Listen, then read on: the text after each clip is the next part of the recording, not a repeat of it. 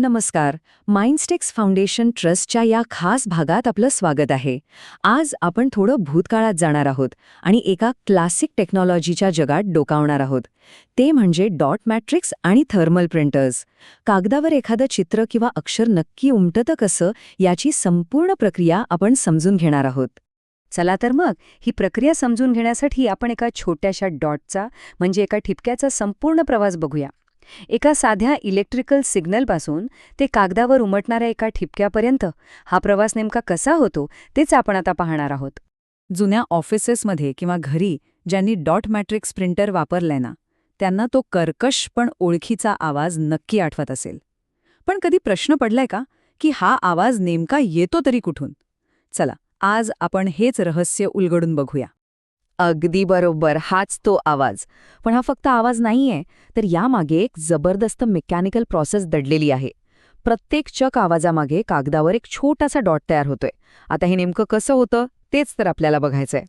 ठीक आहे, तर आपल्या या प्रवासाची सुरुवात करूया शाईपासून. म्हणजे ही शाई येते तरी कुठून? तर ती येते एका खास प्रकारच्या रिबिनमधनं. तर ही आहे ती फेमस शाईची रिबन कार्ट्रेज. ही काही साधीसुधी रिबन नाहीये, तर शाईमध्ये बुडवलेल्या कापडाची एक लांब लचक न संपणारी पट्टी आहे, जी सतत फिरत राहते. म्हणजे बघा, ती एका बाजूने आत खेचली जाते, वापरली जाते आणि दुसऱ्या बाजूला जमा होत राहते. कित्येक वर्ष ऑफिसमधल्या कामाचा हा एक महत्वाचा भाग होता खरंच. आणि या रिबिनची जी डिझाईन आहे ना, ती खूपच हुशारीने केलेली आहे. एक ॲडव्हान्स रोलर असतो जो तिला पुढे सरकवत राहतो आणि त्याचवेळी एक ब्रेक स्प्रिंग तिच्यावर परफेक्ट टेन्शन म्हणजे ताण कायम ठेवते. त्यामुळे काय होतं, रिबिन कुठे अडकत नाही, सैल पडत नाही आणि प्रिंटिंग एकदम व्यवस्थित होतं. बरं, रिबनचं तर झालं. आता आपण येऊया या मशीनच्या हृदयाकडे, म्हणजे त्याच्या प्रिंट हेडकडे. इथेच ते खरे जादूगार, ते छोटे छोटे हातोडे आहेत जे कागदावर प्रिंटिंगचं काम करतात. हे बघा, हे आहे प्रिंट हेडचं आतलं मेकॅनिझम. याच ठिकाणी एका अदृश्य इलेक्ट्रिक सिग्नलचं रूपांतर एका खऱ्याखुऱ्या भौतिक आघातामध्ये होतं. चला तर मग हे स्टेप बाय स्टेप कसं होतं ते बघूया. तर सगळी सुरुवात होते एका छोट्याशा इलेक्ट्रिक सिग्नलने. हा सिग्नल येतो प्रिंटरचा लॉजिक बोर्डकडून आणि तो सरळ जाऊन प्रिंट हेडमधल्या एका विशिष्ट कॉईलला पॉवर देतो किंवा ऊर्जा देतो. आता खरी गंमत इथे आहे. जेव्हा त्या कॉईलमधून करंट पास होतो तेव्हा ती चक्क एका तात्पुरत्या चुंबकात बदलते. यालाच आपण इलेक्ट्रोमॅग्नेटिझम म्हणतो. आणि हीच चुंबकीय शक्ती पुढचं सगळं काम करते. आणि हा आहे सगळ्यात महत्वाचा क्षण.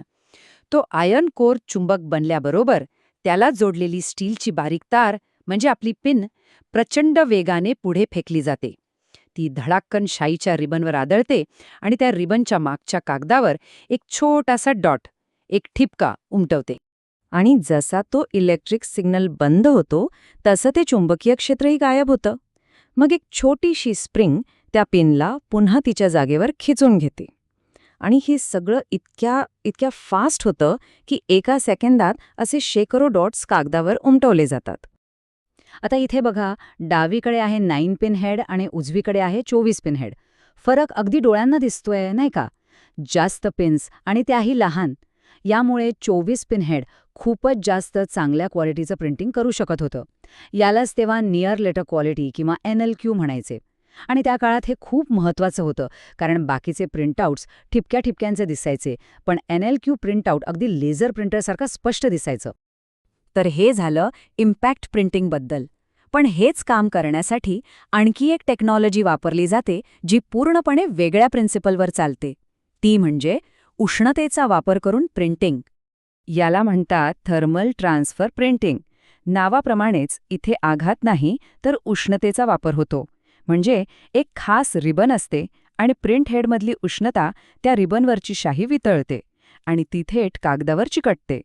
आजकाल आपण दुकानातल्या पावत्या किंवा बारकोड लेबल्स बघतो ना, ते याच टेक्नॉलॉजीने प्रिंट केलेलं असतं. आता या थर्मल रिबन्समध्ये पण 3 मुख्य प्रकार आहेत. सगळ्यात पहिला म्हणजे वॅक्स. हा साध्या कागदासाठी वापरतात, पण तो फार टिकत नाही. दुसरा आहे वॅक्स रेझिन मिक्स. हा थोडा जास्त मजबूत असतो. आणि तिसरा, सगळ्यात टिकाऊ म्हणजे रेझिन. जिथे प्रिंटिंगवर उष्णता किंवा केमिकल्सचा परिणाम होण्याची शक्यता असते तिथे ही रिबन वापरली जाते. बरं, आता कोणतीही मशीन असली की ती कधी ना कधी बिघडणारच. तर आता आपण ह्या प्रिंटर्समध्ये कोणत्या कॉमन समस्या येतात आणि त्या कशा ओळखायच्या यावर थोडी नजर टाकूया. डॉट मॅट्रिक्स प्रिंटर वापरणाऱ्यांना ही समस्या नक्कीच आली असेल. प्रिंटआउटमध्ये अचानक काही आडव्या लाईन्स गायब होतात, म्हणजे काही ठिपके प्रिंटच होत नाहीत. असं का होतं? याची अनेक कारणं असू शकतात बरं का.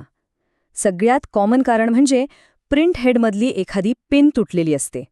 पण कधीकधी प्रॉब्लेम दुसरीकडेही असू शकतो, जसं की प्रिंट हेडला जोडणारी केबल खराब झालेली असेल किंवा मग थेट मदरबोर्डवरच्या सर्किटमध्येच काहीतरी बिघाड झालेला असेल. आता नक्की प्रॉब्लेम कुठे आहे हे शोधण्यासाठी टेक्निशियन लोक ओहम मीटरसारखी उपकरणं वापरतात. त्याआधी केबल चेक करतात, मग प्रत्येक पिनच्या कॉईलचा रेझिस्टन्स मोजतात. यावरून त्यांना लगेच कळतं की खरा प्रॉब्लेम हेडमध्ये आहे, केबलमध्ये आहे की बोर्डमध्ये. आणि शेवटी एक विचार करण्यासारखा प्रश्न.